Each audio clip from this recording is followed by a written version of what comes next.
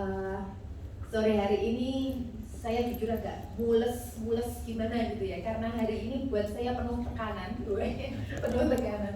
Karena pagi tadi saya tugas worship leader di Kejayaan dan menggantikan satu orang worship leader yang harusnya bertugas gitu. Jadi yang harusnya bukan lagu saya harus menyanyikan kayak itu, nginget lagu orang lain agak susah gitu ya, penuh tekanan gitu. Tapi ternyata apa yang saya alami hari ini juga bagian dari pembelajaran firman Tuhan yang sebentar lagi juga kita akan dengar. Bulan ini waktu kami dijadwalkan, kami kan dijadwal untuk memberitakan firman Tuhan sudah sejak 1 bulan yang lalu gitu ya. Jadi puji Tuhan dapat kesempatan belajar ya.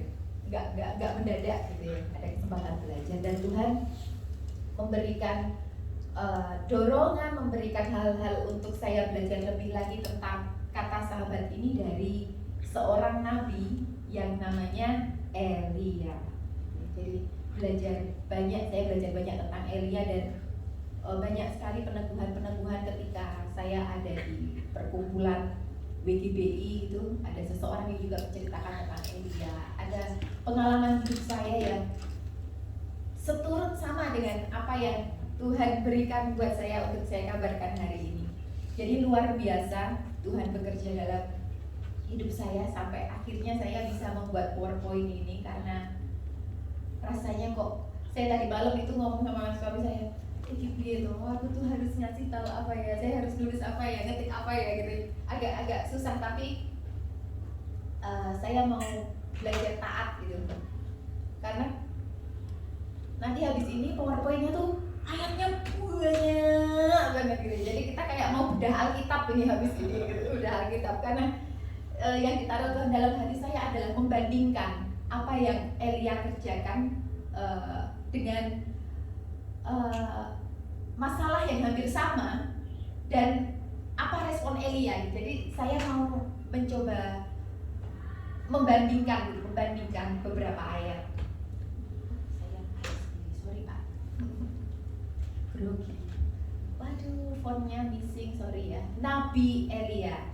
Kita mau belajar di 1 Raja-Raja 19. Sebetulnya ini rangkaian dari pembacaan Alkitab. Kalau nanti teman-teman mau lebih dalam lagi tentang Nabi Elia, ada di 1 Raja-Raja 17 sampai 19 ini yang tentang cerita-cerita Elia hari ini ya.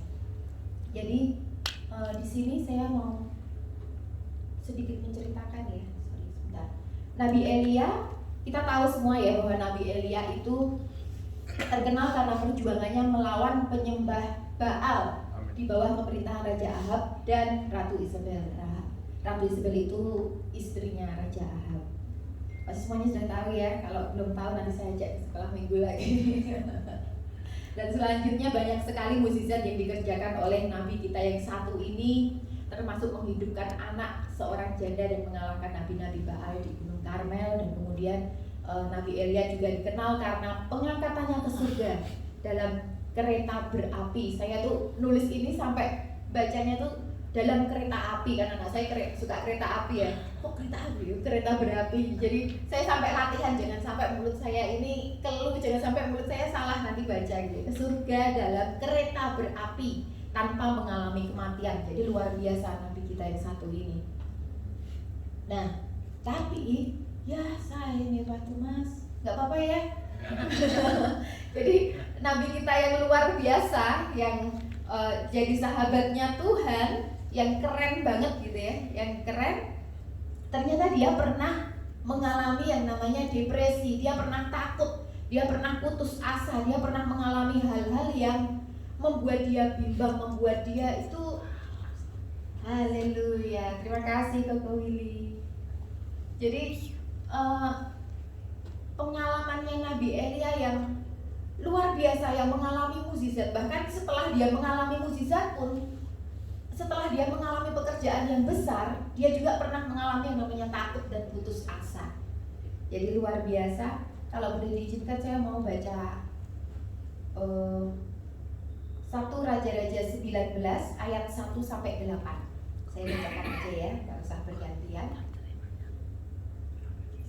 Ketika Ahab memberitahukan kepada Isabel istrinya segala yang dilakukan Elia dan perihal Elia membunuh semua nabi itu dengan pedang. Ya. Jadi di ayat 1 ini, sebelumnya di ayat 1 ketika Ahab memberitahukan kepada Isabel istrinya. Jadi cerita sebelumnya adalah Nabi Elia ini sebelumnya ya, Nabi Elia ini pernah ngomong gitu, memberikan pesan Tuhan kepada Raja Ahab ini bahwa di Israel tidak akan turun hujan, tidak akan ada air setitik pun, sampai si Elia ini akan mengatakan kalau bukan aku yang minta hujan ini turun, air ini turun, gak akan turun gitu. Jadi diancam kekeringan gitu ya. Dan pesan Tuhan yang dinyatakan oleh Nabi Elia ini dianggap oleh Raja Ahab sebagai sebuah ancaman, sebuah malapetaka. Jadi dia membuat dia jadi benci sekali kepada Elia, dia gak suka kepada Elia dan ada ancaman-ancaman sehingga Elia diminta oleh Tuhan. Jadi dengan firman Tuhan mengatakan kepada Elia, kamu pergi gitu, bukan melarikan diri ya, silahkan menyelamatkan diri biar tidak dibunuh oleh Ratu Isabel ini. Dan saat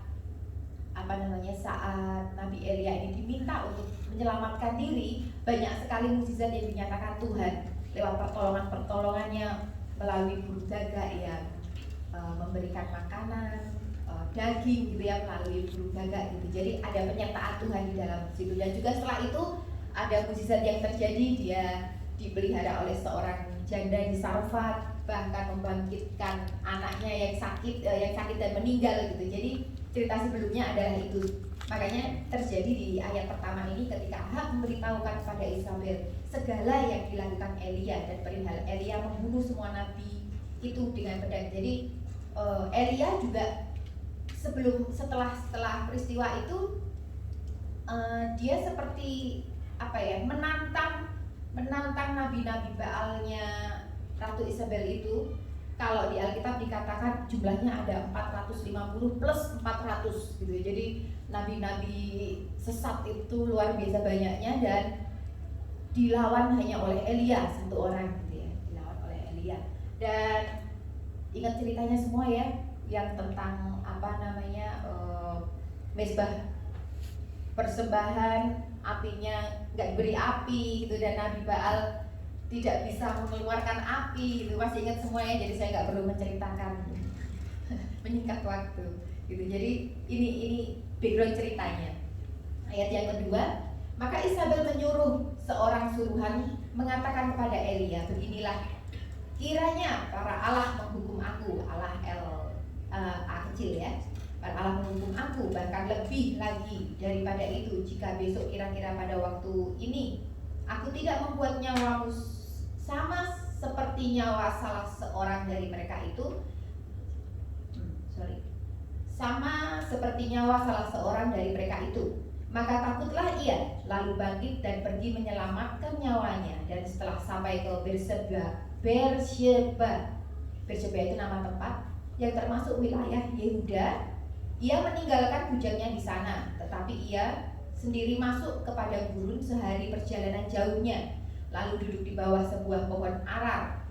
Kemudian ia ingin mati, katanya, cukuplah itu sekarang ya Tuhan, ambillah nyawaku, sebab aku ini tidak lebih baik daripada nenek moyangku. Ini dia pernyataan Elia yang menyatakan bahwa dia putus asa, dia mulai depresi gitu.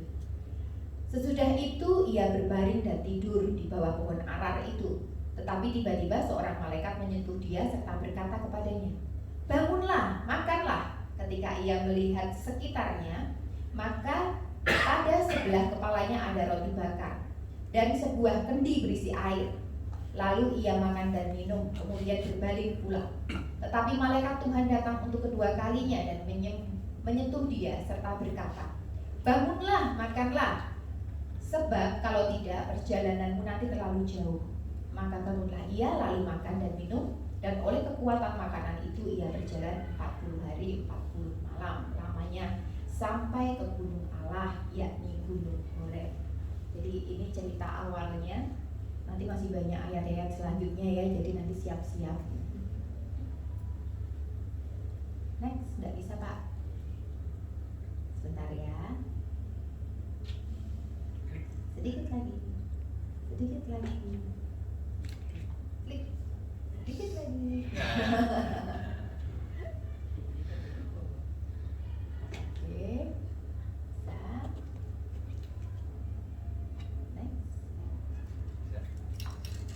sedikit lagi. Saya tidak putus asa, saya tidak takut, saya tidak depresi. Luar biasa. Jadi saya waktu membaca cerita ini sampai saya ulang. Belum bisa Kak. Saya ulang dan saya menemukan apa ya? Ternyata Nabi Elia ini sama seperti kita gitu, mengalami ketakutan juga, mengalami was-was juga gitu. Dia bukan yang seorang yang maha keren gitu, ya memang keren gitu, tapi ternyata ada saatnya dia juga jatuh gitu ya.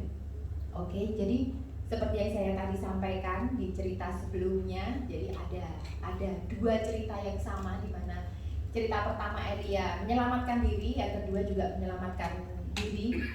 Jadi saya belajar dari 1 Raja-Raja 17 dan 1 Raja-Raja 19. Saya coba membandingkan. Yang di 1 Raja-Raja 17 ayat 2-3, kemudian datanglah firman Tuhan kepadanya, pergilah dari sini, berjalanlah ke timur, dan bersembunyilah di tepi sungai Kerit, di sebelah timur sungai Yordan. Sedangkan di 1 Raja-Raja 19 ayat 3, maka takutlah ia, lalu bangkit dan pergi menyelamatkan nyawanya. Dan setelah sampai ke Beersheba yang termasuk wilayah Yehuda, ia meninggalkan bujangnya di sana. Di sini saya yakin dengan dua peristiwa ini Nabi Elia sama-sama takut gitu ya. Sama-sama takut. Tapi di peristiwa ini Elia menggunakan cara yang sama, yaitu dia pergi. Bedanya adalah yang di cerita awal di ayat 17 ada perintah Tuhan di sana untuk pergilah, gitu ya. Pergilah dari sini, berjalanlah ke timur dan bersembunyilah di tepi sungai Kerit. Jadi dari ketakutannya kemudian Tuhan memberikan firman-Nya untuk Elia ini pergi. Sedangkan di ayat yang 19 dari ketakutannya, mungkin saat itu dia menunggu ya, kok gak ada Tuhan gak ada ngomong apa-apa gitu. Dan mungkin dia mikir, oh kemarin Tuhan nyuruh aku pergi, kalau aku pergi lagi bisa juga menyelamatkan diri karena sama-sama mendapatkan ancaman gitu ya. Nah di sini jadi ada satu perbedaan pertama yang saya temukan adalah di peristiwa sebelumnya ada perintah Tuhan secara audible kepada Elia, yang didengar Elia, sedangkan yang di ayat 19 tidak ada. Tetapi walaupun Elia menggunakan cara yang sama, ada perintah Tuhan, dan yang satu tidak ada perintah Tuhan, yang sama adalah ada penyertaan Tuhan di dalamnya. Tetap ada penyertaan Tuhan. Yang pertama, ada penyertaan Tuhan melalui ketersediaan makanan, ya kan? Makanan disediakan Tuhan. Ada burung gagak yang memberikan roti, daging, ada janda Safat yang menyediakan tempat, menyediakan makanan, semuanya disediakan Tuhan. Dan di Raja-Raja 19 ada penyertaan Tuhan. Nah ini ada penyertaan Tuhan melalui sesudah itu ia berbaring, tetapi menyentuh dia dan berkata, makanlah. Ketika ia melihat sekitarnya, maka pada sebelah kepalanya ada roti bakar dan sebuah kendi berisi air. Lalu ia makan dan minum, kemudian berbaring pula. Gimana ya kalau saya membayangkan kemarin tuh waktu nulis ini gitu ya, ketik ini, lagi melek mata tiba-tiba sebelah ada roti bakar gitu, padahal nggak ada suami, nggak ada siapapun, malaikat menyediakan roti bakar, kok enak banget gitu ya. Roti bakar dan sebuah kendil berisi air gitu, kok keren banget gitu. Tetap ada penyertaan Tuhan. Jadi luar biasa waktu saya membaca ini, dengan hal yang sama yang dikerjakan Elia, yang satu ada perintah Tuhan untuk dia kerjakan, yang satu inisiatif dia sendiri tanpa ada perkataan Tuhan yang dia dengar, tetapi sama-sama ada penyertaan Tuhan. Tetap ada di situ penyertaan Tuhan. Nah, sebelumnya. Oke. Yang kanan gak usah dibaca dulu. Yang di 1 Raja-Raja 19 ayat 10 dan 14 jawabnya. Ini jadi sebelumnya tadi waktu saya baca ayat yang utuh, di situ ada malaikat berkata, apa kerjamu di sini Elia? Gitu ya. Elia menjawab, aku bekerja segiat-giatnya bagi Tuhan Allah semesta alam, karena orang Israel meninggalkan perjanjianmu. meruntuhkan mezbah-mezbahmu dan membunuh nabi-nabimu dengan pedang. Hanya aku seorang dirilah yang masih hidup, dan mereka ingin mencabut nyawaku. Waktu saya baca ini ternyata malaikat Tuhan bertanya selama 2 kali. 2 kali dia menanyakan hal yang sama. Apa kerjamu di sini, Elia? Dan dia jawab dengan ini. Kemudian setelah itu Tuhan menyatakan beberapa hal dan dia tanya lagi, apa kerjamu di sini, Elia? Dan dia jawab dengan hal yang sama. Di ayat 10 dan di ayat 19 dia berkata hal yang sama, persis. Padahal yang kanan saya tinggalkan dulu ya.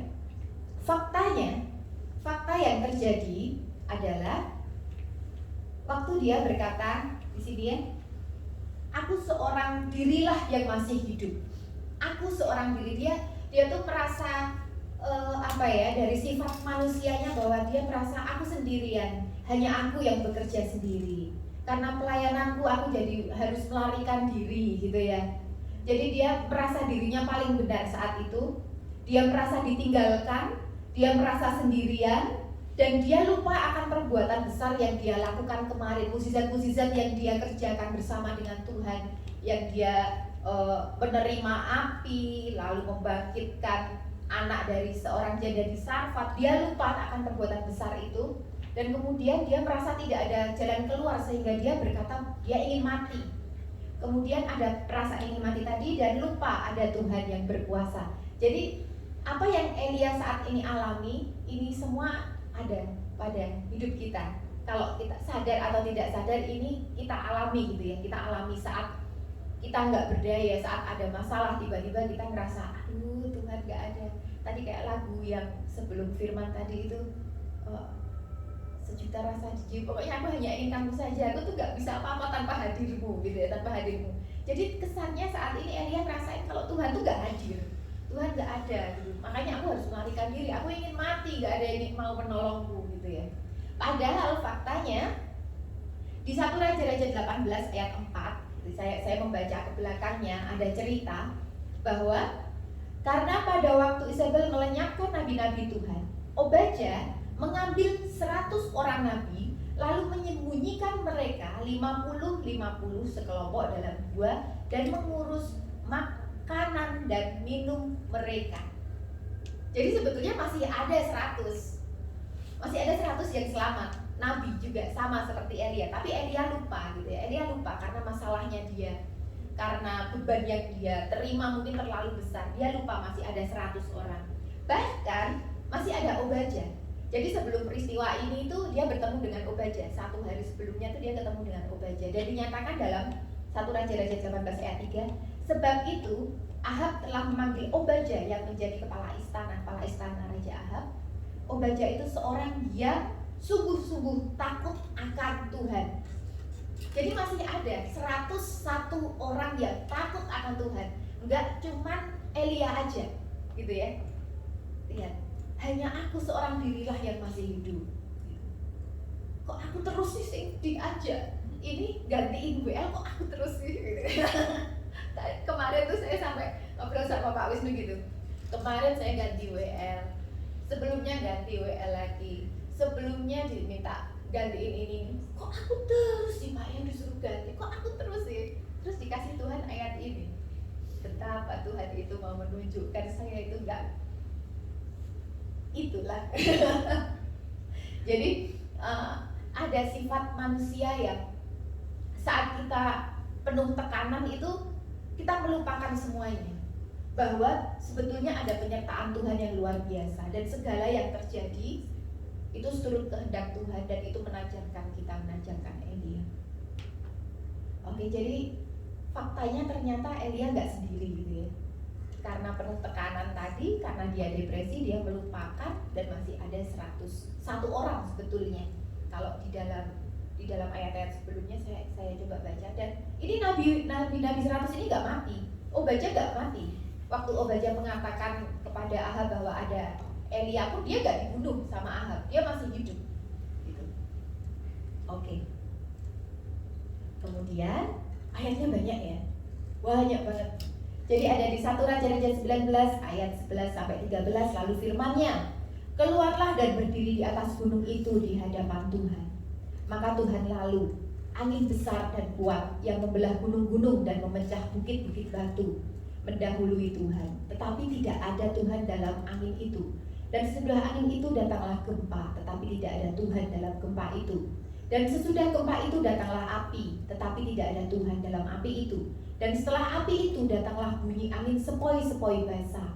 Sesudah Elia mendengarnya, ia menyelubungi mukanya dengan jubahnya, lalu pergi keluar dan berdiri di pintu gua itu. Maka datanglah suara kepadanya yang berbunyi, apakah kerjamu di sini, hei Elia? Ini pertanyaan yang kedua. Tapi sebelum itu Tuhan tanya yang pertama, apakah kerjamu di sini, hei Elia? Waktu itu saya bingung ya, Tuhan, kenapa tanya? Kenapa engkau tanya sama Elia? Apa kerjamu di sini, Elia? Ternyata seorang sahabat, walaupun dia sudah tahu masalah kita, walaupun dia sudah mengerti, mungkin dari orang lain diceritain gitu ya, Peggy itu tuh ternyata itu dia kemarin seperti ini. Tapi seorang sahabat tuh gak akan makan mentah-mentah omongan orang kan. Dia pengen tahu dari kita sendiri. Dia pengen tahu cerita langsung dari mulut kita sendiri. Apa yang terjadi sama engkau? Kenapa engkau melarikan diri? Kenapa engkau tidur di sini dan tidak mau makan gitu ya? Jadi Tuhan itu sebagai seorang sahabat dia bertanya. Pertanyaan yang pertama, apakah kerjamu di sini, hai Elia? Tapi dia tuh nggak ngomong bahwa Tuhan, aku takut, aku diancam, aku seperti ini, enggak. Tapi dia tuh kayak, aku ini kesusahan Tuhan, aku hanya sendirian di sini, tidak ada orang lain yang membantu aku. Jadi sebetulnya pertanyaan dan jawabannya ya lebih kepada merengek gitu ya, menyesali apa yang terjadi di hidupnya begitu. Dan setelah pertanyaan itu, Tuhan meminta Elia untuk dia keluar dari gua. Dan Tuhan memberikan sebuah penglihatan yang luar biasa. Ada angin besar yang kuat yang membelah gunung-gunung. Elia melihat itu, tetapi dinyatakan oleh Elia tidak ada Tuhan di dalamnya, tidak ada hadirat Tuhan di situ. Dan kemudian ada gempa juga, tetapi tidak ada hadirat Tuhan di situ. Dan kemudian ada api, tidak ada Tuhan juga di situ. Tetapi saat ada hanya hembusan angin saja dan angin sepoi-sepoi, segera sesudah Elia mendengarnya. Waktu saya membaca ini saya masih kurang paham. Terus akhirnya saya mencoba membuka versi lain, yaitu King James Version. Di situ dijelaskan jelas banget bahwa ada perkataan ada Tuhan di situ, gitu. Ada Tuhan di situ.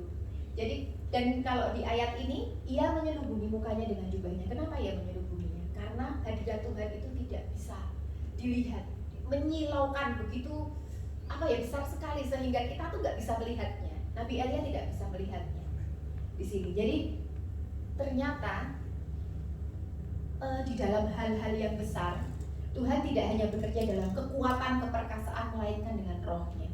Jadi gempa bumi membelah gunung-gunung, mungkin saat itu Elia berpikir kalau aku sudah diancam dan aku menyelamatkan diri, kemudian habis itu akan mendapatkan pertolongan Tuhan dengan mukjizat-mukjizat. Dia mungkin membayangkannya akan mendapatkan mukjizat yang luar biasa, pertolongan yang dahsyat, lalu akan ada mungkin Ahab dan ratu yang akan ditumpas, mungkin seperti itu ya. Dia membayangkan hal yang besar. Tapi ternyata Tuhan juga berbicara melalui keheningan. Tuhan berbicara melalui rohnya, deep di dalam hati Elia gitu ya, deep banget. Jadi bahkan saya itu bertanya sama Tuhan. Saya juga bertanya kepada mentor saya yang ada di rumah gitu ya.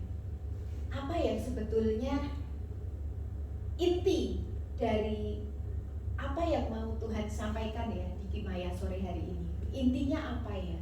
Intinya apa? Benar-benar poinnya yang Tuhan mau bicarakan, mau sampaikan kepada kami itu apa sebetulnya gitu ya? Karena luar biasa sekali di sini bahwa kadang-kadang yang kita mau saat kita punya masalah besar gitu ya, saat kita punya masalah besar, kita itu pengennya duduk diem, tidur seperti Elia tadi, dan tiba-tiba ada makanan di sebelahnya dan penyertaan Tuhan terjadi dan semua masalah selesai. Pengennya kan seperti itu aja gitu ya. Tapi ternyata penyertaan ada, kita diberi makan oleh Tuhan, diberi kekuatan oleh Tuhan. Tetapi Tuhan selalu memberikan perintah kita untuk melakukan sesuatu. Penyertaan luar biasa, dan Roh Tuhan itu bekerja dengan cara yang keren banget gitu. Jadi kalau berbicara tentang Roh Kudus, beberapa minggu yang lalu di tim saya ada tim kecil gitu, Niki Vector. Setiap hari Jumat kan kami ada doa bersama gitu ya, doa bersama. Lalu tiba-tiba ada seorang anak itu tanya sama saya, dia lagi rajin-rajinnya komsel gitu, rajin-rajinnya rajin fresh gitu. Dia nanya sama saya, kemarin Bu, saya tuh mau kesaksian ya, saya bilang bla bla bla bla bla. Nah, terus ada satu intinya saya bilang gini, Roh Kudus itu berkata kepada saya harus seperti ini. Tiba-tiba saya ada teman-teman yang bilang, Roh Kudus bunyinya gimana? Kok kamu bisa bilang Roh Kudus itu bicara sama kamu gimana gitu ya? Terus, dan ternyata nggak 1-2 orang yang tanya seperti itu. Di masa-masa seperti ini susah sekali kita mengatakan bahwa ini Roh Kudus loh yang ngomong sama kita gitu. Ini Roh Kudus loh, susah sekali ngomongin. Gimana ya Bu? Saya menjelaskan kepada teman-teman supaya mereka tuh tahu bahwa ini tuh yang menggerakkan Roh Kudus. Ini benar-benar Roh Kudus itu yang bicara sama aku gitu ya. Untungnya saya tuh bersyukur, selalu ada pengajaran, apapun itu selalu ada pengajaran, dan kalau kita mau mendengarkan ternyata kepake gitu ya. Ada yang tanya. Jadi beberapa saat yang lalu saya juga mendengar dari seorang mentor saya, dia berkata seperti ini, aku mengubah caraku bicara, aku mengubah bagaimana aku menyampaikan kepada orang. Dia seorang pendeta besar gitu. Bagaimana aku menyampaikan kepada orang bahwa apa yang mau aku sampaikan ini adalah dari Roh Kudus. Aku berkata seperti ini. Jadi saudara-saudara, ada gerakan dalam hati saya kuat sekali untuk mengerjakan seperti ini, memberkati orang seperti ini. Jadi apapun yang digerakkan Tuhan dalam hati kita, apapun yang mendatangkan kebaikan kepada orang lain, apapun yang menggerakkan firman Tuhan dinyatakan, apapun yang itu mendatangkan kedamaian dan sukacita yang digerakkan dalam hatimu, itu Roh Kudus. Jadi apapun itu, kadang-kadang kalau orang-orang tidak percaya kalau itu Roh Kudus, katakan saja, ada gerakan atau dorongan dalam hati saya yang meminta saya untuk mengatakan ini dan ini, dan saya percaya ini adalah Roh Kudus yang menggerakkan saya. Jadi kita tidak perlu membukanya dengan Roh Kudus berkata kepada saya. Wah, sekarang anak-anak zaman sekarang itu langsung kamu bukan masuk circle tuh gitu ya. Jadi Tuhan memberikan hikmat, Tuhan memberikan kebijaksanaan kepada kita untuk mengatakan lebih lagi, untuk menjangkau orang-orang lebih lagi. Jadi luar biasa, dan melainkan dengan rohnya. Saya punya beberapa pengalaman yang sama gitu, yang sama. Jadi Tuhan menggerakkan sesuatu di dalam hati saya, di dalam hidup saya gitu. Kalau pas saya bingung, nggak ngerti apa yang harus saya kerjakan. Jadi beberapa bulan yang lalu sebelum kami pindah di rumah yang baru, kami mengalami pergumulan tentang pekerjaan gitu, tentang pekerjaan. Jadi tiba-tiba itu omset kami turun dan itu semua karena apa ya? Karena saya kurang mengikuti pergerakan zaman AI. Wah, saya tergerus AI gitu kan, tergerus AI. Kemudian waktu itu saya masih seperti Elia, masih menyesali apa yang saya sudah alami sekarang. Saya menyesali semuanya. Tiba-tiba saya diajak sama suami jalan-jalan sama anak-anak itu, naik mobil. Baru keluar dari gang, saya di mobil sebelah kanan gitu, di kursi penumpang sebelah kanan, kepala saya tak senderin di jendela gitu kan, jendela sambil lihat di luar gitu. Kemudian di luar, tiba-tiba agak macet sedikit, ada di kanan jalan itu ada warung kecil bukan jualan, jasanya itu jasa sol sepatu, tahu ya? Sol sepatu, betulin sepatu. Sepatunya tuh tumpuannya banyak dan saya yakin itu cuma showcase aja, bukan orderan orang gitu ya. Karena saya lihat yang jual itu dia hanya duduk pegang handphone sambil ketawa-ketawa gitu, senyum-senyum, mungkin lagi scroll sesuatu gitu ya. Terus saya tuh ngomong sama suami saya, Mas, kalau orang yang kerjaannya kayak gitu itu dapat berkatnya gimana ya? Promonya gimana? Dia dapat uangnya gimana? Dia dapat penghasilan gimana? Gitu kan. Nggak dijawab waktu itu sama suami saya. Tapi yang jawab sesuatu dalam hati saya yang saya yakin itu Roh Kudus. Sama kan kayak kamu? Loh, kok? Saya bingung nih. Cuman itu aja, sama kan kayak kamu? Kok sama kayak aku? Saya bingung nih. Sampai sepanjang perjalanan itu saya merenungkan, apa yang sama aku dan jasa sol sepatu ini, apa yang sama gitu ya. Ternyata kalau saya sering menyaksikan cinta kasih Tuhan dalam hidup saya gitu ya, saya bekerja dengan Niki Vector ini, saya selalu bilang yang datang kepada saya, klien saya itu malaikat dari surga. Saya nggak pernah promo. Saya sering sekali menyaksikan itu, sering sekali. Dan Tuhan menegur saya, sama kan kayak kamu nggak pernah promo, kamu nggak pernah apa-apa, kamu cuma duduk diem, kamu mengerjakan apa yang aku kasih. Dan kalau sekarang aku nggak ngasih kamu klien, kamu mau apa? Tetap mau duduk diem, nggak mau kerja, nggak mau promo, gitu. Zamannya sudah nggak seperti itu. Langsung habis sampai rumah tuh seperti dapat hikmat. Kerjakan sosial media, kita ubah ini, kita ini, langsung semuanya seperti itu. Langsung, nanti habis ini kirim proposalnya ke sini, langsung Pak Wisnunya kirim proposal sana sini gitu. Wah, jadi keren gitu ya. Melalui cuman lihat ini jasa sol sepatu ini aja kita tuh bisa mendapat hikmat Tuhan yang luar biasa. Bukan nggak perlu yang tiba-tiba ada sesuatu yang besar terjadi gitu, tapi Tuhan menginginkan kita untuk melakukan sesuatu. Jadi keren banget kalau kita mau mendengarkan, kalau kita mau merasakan bahwa di dalam keheningan pun, di dalam seakan-akan Tuhan nggak ada, seakan-akan Tuhan nggak bekerja, tetapi tetap ada loh penyertaan Tuhan. Amin. Dan kemudian ini ya, ada pekerjaan Tuhan dan ada penyertaannya. Setelah Elia melihat, setelah Elia tahu bahwa ada penyertaan Tuhan, tetap ada penyertaan Tuhan walaupun hanya di dalam angin sepoi-sepoi. Lalu di cerita sebelumnya, maka datanglah firman Tuhan kepada Elia, bersiaplah, pergilah ke Sarfat yang termasuk wilayah Sidon dan diamlah di sana. Ketahuilah, aku telah memerintahkan seorang janda untuk memberi engkau makan. Jadi setelah semua peristiwa itu, setelah dia menyelamatkan diri, tetap ada perintah dari Tuhan untuk dia bekerja. Ya. Kemudian di 1 Raja-Raja 19 ayat 15 sampai 18. Firman Tuhan kepadanya, pergilah kembali ke jalanmu melalui padang gurun ke Damsyik.